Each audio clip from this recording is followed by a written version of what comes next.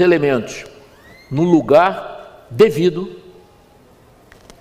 com a função devida e entrando na vida do crente no momento certo, no contexto biblicamente correto. É isso que nós fazemos quando enaltecemos a graça de Deus.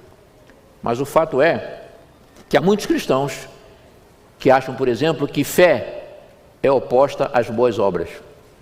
Tem cristão que acha que o que aconteceu no Sinai não tem nada a ver com o que aconteceu no Calvário. Tem cristão que acha que as epístolas de Paulo são contrárias à epístola de Tiago, ao livro do Êxodo, ao livro de Salmos, que exalta a lei de Deus de ponta a ponta, e até ao próprio Evangelho de Cristo Jesus. E tem cristão que acha que a graça de Deus é oposta à lei de Deus.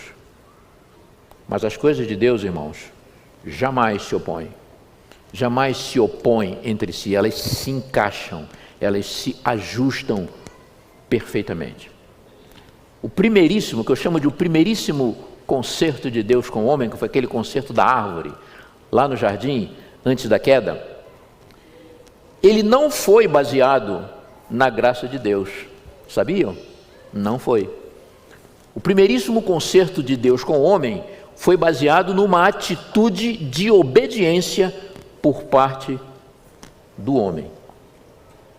Embora toda a criação fosse por si só uma dádiva da graça de Deus, ali ainda não havia o que nós chamamos de graça salvadora, porque não tinha que salvar ninguém de nada.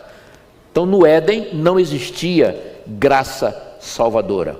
A graça ali era uma provisão no coração do Criador, de dar a sua própria vida caso fosse necessário, e ele já sabia que seria necessário.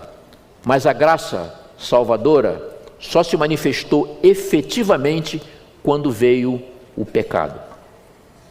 Além disso, Adão e Eva tinham capacidade total de obedecer plenamente à vontade de Deus, sem nunca pecar, nem no mais leve pensamento. Ao contrário de nós, Adão e Eva não tinham tendência para pecar, não tinham impulso para pecar. Tudo que Adão e Eva queriam era louvar, era adorar o Criador. E assim como no Éden, parem para pensar, também no céu de Deus, também nos mundos que nós cremos que existem, habitados e que nunca caíram, lá também não existe graça. Lá não existe graça salvadora. O que existe nesses lugares santos é apenas amor e obediência por amor. Só existe graça salvadora aonde existe pecado. E onde o pecado aumenta, nós já fomos ensinados que a graça salvadora então transborda. Vejam esse texto do livro Maravilhosa Graça de Deus. Não sei quantos de vocês conhecem.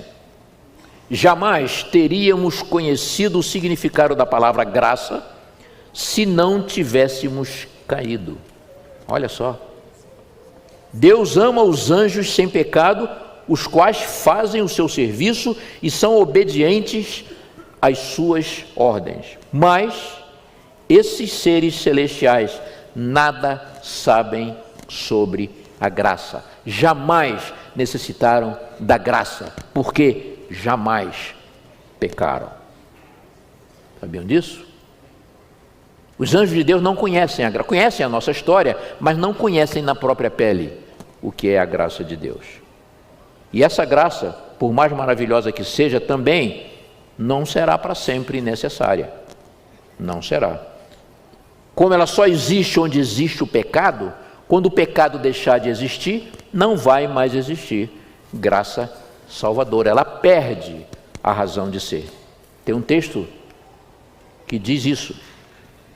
Exerceremos domínio próprio até que a graça se perca na glória.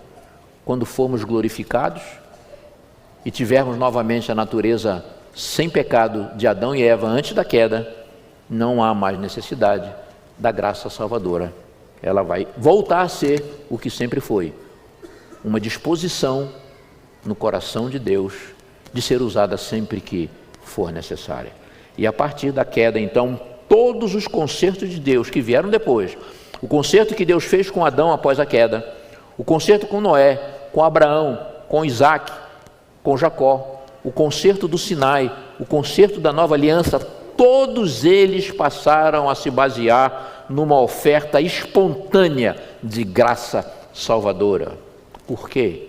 Porque o homem pecador não teria mais capacidade de prestar a Deus de forma natural obediência perfeita. Não teria e não tem. Alguém teria que vir fazer isso por ele e oferecer a sua obediência em lugar dele. E hoje, se nós estamos aqui confortavelmente reunidos como crentes, como igreja, é porque, como diz Efésios capítulo 4, versículo 7, a graça foi concedida.